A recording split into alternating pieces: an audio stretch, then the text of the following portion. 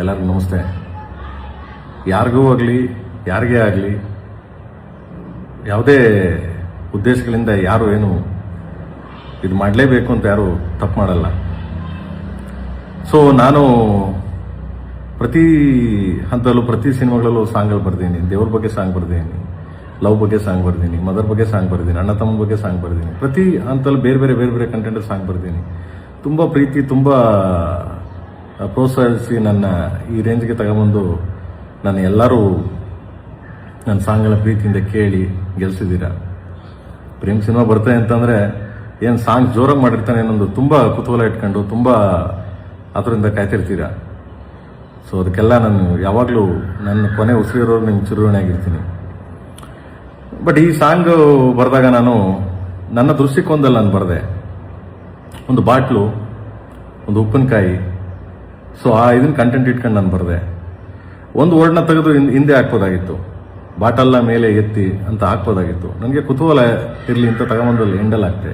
ಯಾಕೆ ಕುತೂಹಲ ಇರಲಿ ಅಂದರೆ, ಒಂದು ಸಾಹಿತ್ಯ ರಚನೆ ಮಾಡಬೇಕಾದ್ರೆ ಒಬ್ಬ ಸಾಹಿತಿ ಹಂಗೂ ಮಾಡ್ಬೋದು ಹೀಗೂ ಮಾಡ್ಬೋದು ಅಂತ, ಅದನ್ನು ನಾನು ಒಲಗರ ರೀತಿಯಲ್ಲಾಗಲಿ ಬೇರೆ ಯಾರಿಗಾರು ನೋಯಿಸ್ಬೇಕು ಅಂತ ಆಗಲಿ, ಯಾರಿಗೂ ತೊಂದರೆ ಕೊಡಬೇಕು ಅಂತಾನೆ ಆಗಲಿ ಯಾವ ಉದ್ದೇಶಕ್ಕೂ ಮಾಡ್ದೋನಲ್ಲ ನಾನು.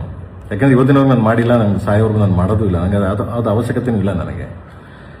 ಸೊ ಇದರಿಂದ ಸುಮಾರು ಜನಕ್ಕೆ ಅದು ಯಾವ ದಿಕ್ಕಲ್ಲಿ ಅದನ್ನು ಅರ್ಥ ಮಾಡ್ಕೊಂಡಿದ್ದಾರೋ, ಸೊ ನನಗದು ಗೊತ್ತಿಲ್ಲ. ನನ್ನ ಅರ್ಥದ ಪ್ರಕಾರ ನನ್ನ ಬರೀಬೇಕಾದ್ರೆ ನಾನು ಈ ಅರ್ಥದಲ್ಲಿ ಅದನ್ನು ಹೇಳಿದೆ. ನಾನು ಮೀಡಿಯಾ ಮುಂದೆನೂ ಅದನ್ನು ಹೇಳಿದೆ. ನಾನು ಆದರೂ ತುಂಬ ಜನ ನನ್ನ ಪ್ರೀತಿ ಮಾಡೋರು, ನನ್ನ ತುಂಬ ಹೃದಯ ಕತ್ತರುವಂಥದ್ದಾಗೋರು, ನನ್ನ ಫ್ಯಾನ್ಸ್ಗಳಾಗಲಿ ನನ್ನ ಫ್ಯಾಮಿಲಿ ಆಗಲಿ ಎಲ್ಲರೂ ನಾನು ತುಂಬ ಪ್ರೀತಿ ಮಾಡೋರು.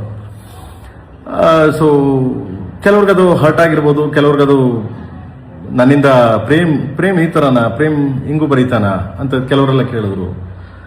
ಸೊ ನಾನು ಒಬ್ಬ ಸಾಹಿತಿ ಆದಮೇಲೆ ಸಾಹಿತ್ಯ ರಚನೆ ಮಾಡ್ಬೇಕಾದ್ರೆ ಹಾಗೂ ಬರೀಬೇಕು, ಹೀಗೂ ಬರೀಬೇಕು, ಎಲ್ಲ ಥರ ಬರೀಬೇಕು.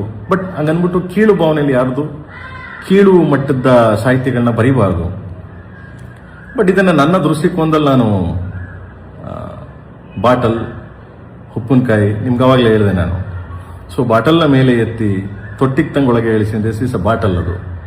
ಸೊ ಅದನ್ನು ಬೇರೆ ಬೇರೆ ಅರ್ಥದಲ್ಲಿ ಕಲ್ಪನೆ ಮಾಡ್ಕೊಂಡ್ರು, ಬೇರೆ ಬೇರೆ ಅರ್ಥದಲ್ಲಿ ಇದು ಮಾಡ್ಕೊಂಡು ನನ್ನನ್ನು, ನನ್ನ ಫ್ಯಾಮಿಲಿನ, ನನ್ನ ಕೆಟ್ಟ ಅಬ್ಯೂಸ್ ಮಾಡ್ಕೊಂಡು ತುಂಬ ಲೈಕ್ಸು ಕಾಮೆಂಟ್ಸ್ಗೋಸ್ಕರ ಮಾಡ್ತಾ ಇದ್ದೀರಾ. ಎನಿವೆ ಥ್ಯಾಂಕ್ಸ್, ಅವ್ರಿಗೆಲ್ಲ ಒಳ್ಳೇದಾಗಲಿ. ಯಾರ್ಯಾರು ನನ್ನ ಕಾಲು ಎಳಿಬೇಕು, ನನ್ನ ಬಗ್ಗೆ ಕೀಳಾಗಿ ಮಾತಾಡಬೇಕು ಅನ್ನೋದೆಲ್ಲ, ಸೊ ಅದು ನಿಮಗೆ ಬಿಟ್ಟಿದ್ದು. ಏನು ಮಾಡೋಕ್ಕಾಗಲ್ಲ, ಅದನ್ನು ಏನು ಮಾಡೋಕ್ಕಾಗಲ್ಲ. ನಿಮ್ಗೆ ಆ ಥರದವ್ರಿಗೆಲ್ಲ ಅವ್ರಿಗೆಲ್ಲ ಒಳ್ಳೇದಾಗಲಿ, ದೇವ್ರು ನಿಮ್ಮನ್ನೆಲ್ಲ ಚೆನ್ನಾಗಿಟ್ಟಿರಲಿ.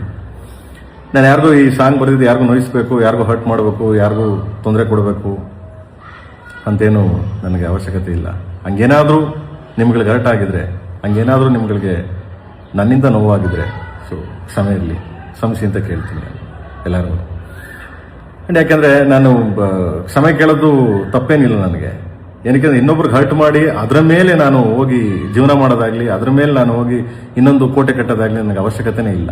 ಯಾಕಂದ್ರೆ ನೀವಿದ್ರೆ ನಾನು, ಸೊ ನೀವೆಲ್ಲ ಸಪೋರ್ಟ್ ಮಾಡೋದ್ರಿಂದ ನಾನು. ಸೊ ಅದರಿಂದ ಆ್ಯಂಡ್ ಆ ಸಾಂಗು ಅಷ್ಟೇ, ಯಾರಿಗಾದ್ರೂ ಹರ್ಟು, ನೋವು, ತೊಂದರೆ ಯಾರಿಗಾದ್ರೂ ಹಂಗೆ ಆಗಿದ್ದಲ್ಲಿ ನಾನು ಮತ್ತೆ ಸಾಂಗ್ನ ರೀರೈಟ್ ಮಾಡ್ತೀನಿ. ಓಕೆ, ಮತ್ತೆ ರೀರೈಟ್ ಮಾಡ್ತೀನಿ. ಸೊ ಮತ್ತೆ ತಿರ್ಗಾ ದೇಶಾದ್ಯಂತ ರಿಲೀಸ್ ಮಾಡ್ತೀನಿ, ಮತ್ತೆ ಬರೀತೀನಿ ಅದನ್ನು, ಬೇರೆ ಬರೆದು ಮತ್ತೆ ಮಾಡ್ತೀನಿ. ಯಾಕೆಂದರೆ ನಿಮ್ಗೆ ಹರ್ಟ್ ಮಾಡಿ, ನಿಮಗೆ ತೊಂದರೆ ಕೊಟ್ಟು, ನಿಮಗೆ ನೋಯಿಸಿ ನಾನು ಯಾವತ್ತೂ, ನನಗೆ ಆ ಥರದ್ದು ಉದ್ದೇಶನೂ ಬೇಡ. ನನಗೆ ಅದೇನು ಅರ್ಥ ಆಗಿದೆ ನನಗದು ಗೊತ್ತಿಲ್ಲ. ಸೊ ಆ ಹಿಂದಿ ಸಾಂಗು ಬರಿಬೇಕಾದ್ರೂ ಅಷ್ಟೇ ಕೆಲವು ವರ್ಡ್ಸ್ಗಳು ನನಗೆ, ಕೆಲವು ವರ್ಡ್ಸ್ಗಳಾಗುತ್ತೆ, ಸಮ್ ವರ್ಡ್ಸ್ಗಳು ನನಗೆ ಇದಾಗುತ್ತೆ, ಕೆಲವು ಜಾಸ್ತಿ ವರ್ಡ್ಸ್ಗಳು ನಂಗೆ ಗೊತ್ತಿಲ್ಲ ಹಿಂದಿ. ಬಟ್ ಹಿಂದಿ ಬರೆದಿದ್ದು ನಮ್ಮ ರಕೀಬ್ ಅಲಮೂರ್ ಏಕಾಏಕಿ ಅದೊಂದು ಸ್ಟೇಟ್ಮೆಂಟ್ ಕೊಟ್ಟರು ಅವರು, ಇಲ್ಲ ನನಗೆ ಕನ್ನಡ ಏನಿತ್ತು ಅದನ್ನೇ ಬರೆದಿದ್ದೀನಿ ನಾನು ಅಂತ. ಕನ್ನಡದಲ್ಲಿ ತುಂಬ ಚೆನ್ನಾಗಿದೆ ಸಾಹಿತ್ಯ. ಕೆಲವು ವರ್ಡ್ಸ್ಗಳು ಅವ್ರಿಗೆ ಯಾರ್ಯಾರಿಗೆ ಅರ್ಥ ಆಯ್ತು ಗೊತ್ತಿಲ್ಲ, ಬಟ್ ಹಿಂದಿ ನನಗೆ ಅರ್ಥ ಆಗಲಿಲ್ಲ ಅದು. ಸೊ ಬಟ್ ಕೆಲವು ಲ್ಯಾಂಗ್ವೇಜ್ ನನಗೆ ಪ್ರಾಬ್ಲಮ್, ಅದು ಎಲ್ಲರಿಗೂ ಗೊತ್ತೇ ಇದೆ. ಏನಿವೆ ಪಾಪ ರಕೀಬ್ ಅಲಮೂರು ಪಾಪ ಕಾಂಟ್ರವರ್ಸಿ ಆಯಿತು, ಆ ದೃಷ್ಟಿಯಿಂದ ಅವರು ಆ ಥರ ಹೇಳಿದ್ದಾರೆ. Anyway, so is my writer and ಎಲ್ಲ ಸಾಂಗ್ ಅವರೇ ಬರೆದಿರೋದು. ಶಿವ ಶಿವ, ಸಟ್ಟಾಗಲ್ಲ ಆ್ಯಂಡ್ ಆಲ್ ಸಾಂಗ್ಸ್, ನುಗ್ಗಿ ಹೊಡಿ, ಕಮಾನ್ ಕಾಳಿ, ಎಲ್ಲ ಸಾಂಗ್ ಅವರೇ ಬರೆದಿರೋದು. ಆ್ಯಂಡ್ ಸೊ ಅದು ಪಾಪ ಅವರು ಸಂಜಾಯಿಸ್ಕೊಳ್ಳಲಿಲ್ಲ ಆ್ಯಂಡ್ ಇಟ್ಸ್ ಓಕೆ. ಸೊ ಅವರು ನನ್ನ ಇದ್ರ ಮೇಲೆ ಹಾಕಿದ್ರು. ಎನಿವೆ, ಸೊ ನಾನು ಒಪ್ಕೋತೀನಿ, ಆಯಿತು ಅಂತ ನಾನು ಅದನ್ನು ಅಗ್ರಿ ಮಾಡ್ತೀನಿ. ಯಾಕೆಂದರೆ ಅವರು ಎಲ್ಲೋ ಭಯದಿಂದ ಎದ್ರಕೊಂಡು, ಭಯದಿಂದ ತುಂಬ ಇದರಿಂದ ಅಯ್ಯೋ ನಾನು ಈ ಥರ ಹಿಂಗಾಗ್ತಿದೆ ನನಗೆ ಅಂತ ಎದ್ರಕೊಂಡು ಅವರು ಪ್ರೊಡಕ್ಷನ್ ಮೇಲೆ ಆಗಲಿ, ಪ್ರೇಮ್ ಮೇಲೆ ಆಗಲಿ, ಸೊ ಸಿನಿಮಾ ಮೇಲೆ ಆಗಲಿ ಹಾಕಿದ್ದಾರೆ. So anyway, so no problem.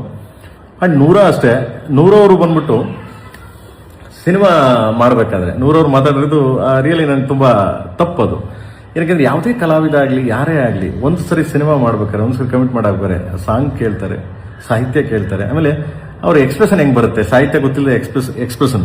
So expression ಹೆಂಗೆ ಬರುತ್ತೆ ಸಾಹಿತ್ಯ ಗೊತ್ತಿಲ್ಲ ಅಂದರೆ ಬಂದೇ ಬರುತ್ತೆ ಅಲ್ವಾ. ಸೊ ಯಾಕಂಗೆ ಮಾತಾಡೋದು ಅಂತ ನಂಗೆ ಗೊತ್ತಿಲ್ಲ. ಸೊ ಯಾಕಂದ್ರೆ ಬಿಕಾಸ್ ಆಫ್ ಅವ್ರಿಗೆಲ್ಲ ಕಡೆ ಅವರು ಸ್ವಲ್ಪ ಎಲ್ಲೋ ಕಾಂಟ್ರವರ್ಸಿ ಆಗ್ತಿದೆ, ಅದರಿಂದ ನಾನು ತಪ್ಪಿಸ್ಕೋಣ ಅನ್ನೋ ಒಂದು ದೃಷ್ಟಿಯಿಂದ ನೂರ ಮಾತಾಡಿದ್ದಾರೆ. ಯಾಕಂದ್ರೆ ಮೊನ್ನೆ ಸಾಂಗ್ ರಿಲೀಸ್ ಆದಾಗಲೂ ಅಷ್ಟೇ ನಾನು ತುಂಬ ಖುಷಿ ಆಯಿತು, ಪ್ರೇಮ್ ಒಟ್ಟಿಗೆ ಕೆಲಸ ಮಾಡಿ, ಅದು ತುಂಬ ಅದ್ಭುತವಾದ ಸಾಂಗ್ ಅಂತೆಲ್ಲ ಹೇಳಿದ್ರು. ಸೊ ಎನಿವೆ, ಅವ್ರಿಗೆ ಈ ಥರ ಕಾಂಟ್ರವರ್ಸಿ ಪಾಪ ನೊಂದ್ಕೊಂಡು, ಒಂದು ಹೆಣ್ಮಗು ನೊಂದ್ಕೊಂಡು ಹೇಳಿರ್ಬೋದು. ಸೊ ಎನಿವೆ, ಅದರಿಂದ ನನಗೇನು ಹರ್ಟ್ ಆಗಿಲ್ಲ. ಎನಿವೆ, ಅವ್ರ ಪಾಪ ಚೆನ್ನಾಗಿರಲಿ. ಆ್ಯಂಡ್ ಸೊ ಈ ಸಾಂಗ್ನ ನಾನು ಮತ್ತೆ ರೀರೈಟ್ ಮಾಡಿ ನಿಮ್ಗೆ ಯಾರಿಗೂ ತೊಂದರೆ ಆಗ್ದಂಗೆ, ನಿಮ್ಗೆ ಯಾರಿಗೂ ಹರ್ಟ್ ಆಗ್ದಂಗೆ, ಸೊ ಮತ್ತೆ ಇದನ್ನು ಅಪ್ಲೋಡ್ ಮಾಡ್ತೀನಿ. ಓಕೆ.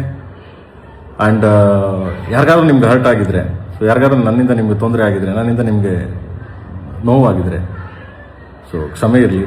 ನನ್ನ ಕಡೆಯಿಂದ, ನನ್ನ KD ಟೀಮ್ ಕಡೆಯಿಂದ ಹಾಗೂ KVN ಪ್ರೊಡಕ್ಷನ್ ಕಡೆಯಿಂದನೂ ನಾನು ನಿಮ್ಗಳಿಗೆಲ್ಲ ಕ್ಷಮೆ ಕೇಳ್ತೀನಿ. And thank you. ಅತಿ ಶೀಘ್ರದಲ್ಲೇ ಅದನ್ನು ಬೇರೆ ಚೇಂಜ್ ಮಾಡಿ ಸೊ ಅಪ್ಲೋಡ್ ಮಾಡ್ತೀನಿ. ಥ್ಯಾಂಕ್ ಯು. ಆ್ಯಂಡ್ ಎಲ್ಲರಿಗೂ ಯುಗಾದಿ ಹಬ್ಬದ ಶುಭಾಶಯಗಳು. ಸೊ ಚೆನ್ನಾಗಿರಿ, ಖುಷಿಯಿಂದ ಇರಿ. So God bless you. Thank you.